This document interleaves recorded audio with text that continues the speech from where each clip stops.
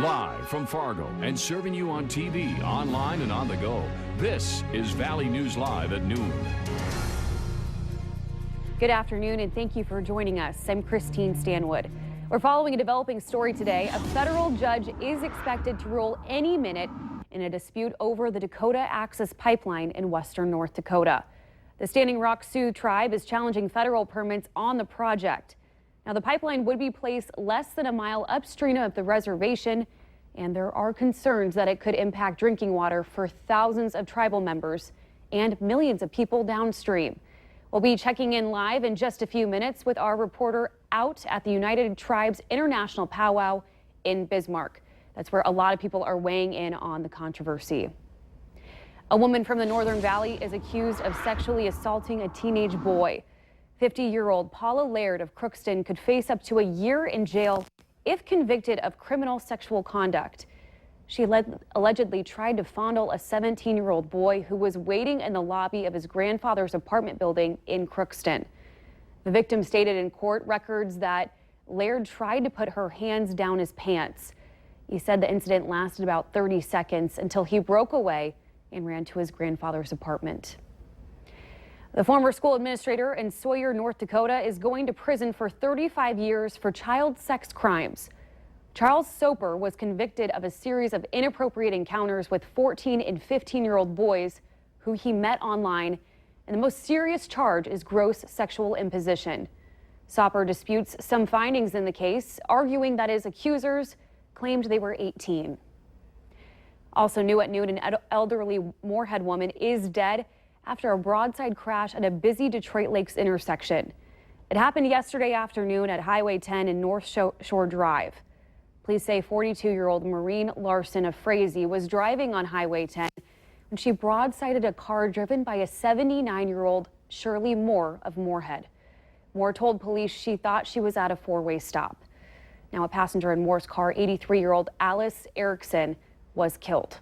Moore and another passenger are expected to be okay. Police don't believe there will be charges in this event.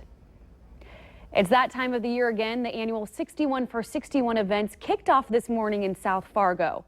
A radiothon, cookouts at the Family Fair grocery store, and silent auction are all going on right now. This is the 18th year for 61 for 61, and it's a fundraising event to help the Roger Maris Cancer Center's research and programs. And there's a couple programs that are ran strictly by donations. One is the Navigator program, and another is the Cancer Ship Survivor program, which are both very big programs at the Cancer Center. You know, and also we do a lot of research at the Cancer Center as well. So various events happen tonight, including a candlelight ceremony and the home run walk. You can stop by anytime, make a donation, and sign the honor wall and memory wall.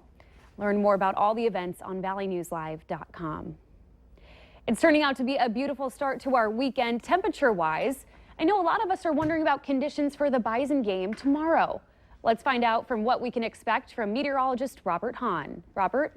Yeah, pretty nice day today, albeit on the cool side for tomorrow. Look for some slightly warmer temperatures, so tailgating, it looks good to go as we head through tomorrow morning into early tomorrow afternoon. Right now, temperature is a mix of some 50s and some 60s, 55 in Langdon, 59 Devils Lake. It's 66 here in the Fargo-Moorhead area, as well as a 66 up in Baudette. Winds out there, they're starting to shift around to the northwest and increase in our northwestern counties, and we'll see that spread across the valley. We'll see northwesterly winds later on this afternoon, 10 to 20 miles per hour, with some gusts up to 25 to perhaps 30 miles per hour. Cloud cover, we've got some out there, and we'll see more of it as we head through the day today. Underneath those clouds, we have seen a little bit of rain across the far southern valley, and we'll see a few more showers and maybe a couple of weak thunderstorms develop as that cool front makes its way off toward the south through the valley later on today. As we head through the Friday time period, that chance for some showers, maybe a few rumbles of thunder. Tomorrow, a nice day, a gorgeous day shaping up for Sunday. Get out there and enjoy it because we've got some big changes to talk about next week, and we'll detail those changes in just a few minutes. All right. Thanks, Robert. Developing this noon, charges are possible against a driver who crashed a car into a concrete barrier in North Fargo early today.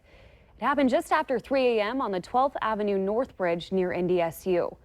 Police say the driver was eastbound, crossed the center line into the oncoming lane, and crashed into the bridge wall on the other side of the road. The victim's injuries are not considered life-threatening. An East Grand Forks woman is facing up to 5 years in prison for allegedly trying to steal her way to a pull tab winner. 31-year-old Shandy Como has pleaded not guilty to a felony robbery charge. A gaming employee at El Rocco Bar in Grand Forks says Como walked behind the pull tab station on Friday night and grabbed around 15 to 20 pull tabs. The gaming manager says Como tried to leave the bar but was stopped by a doorman. Here's a first look at this week's Valley's Most Wanted. Ryan Bierke is wanted for felony theft of property, so be sure to call your local law enforcement if you have any information on Bierke.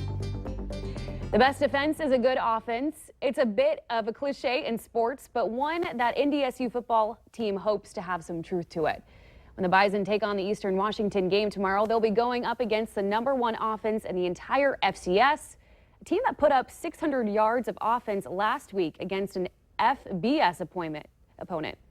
The Bison are looking to control the tempo of the game by keeping their offense on the field and keep the best receiver in the FCS, Cooper Kupp, and the rest of the Eagles offense on the sidelines.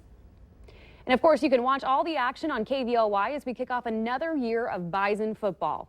Saturday's coverage begins at 1:30 with the Farmers Union Insurance Bison football pregame show. That leads you right up to the 2:30 kickoff between NDSU and Eastern Washington. And don't forget, former Bison standout Carson Wentz will be making his NFL debut Sunday. You can watch it right on KX4. The Philadelphia Eagles take on Cleveland Browns with Wentz starting as the quarterback. That game kicks off at high noon. No need to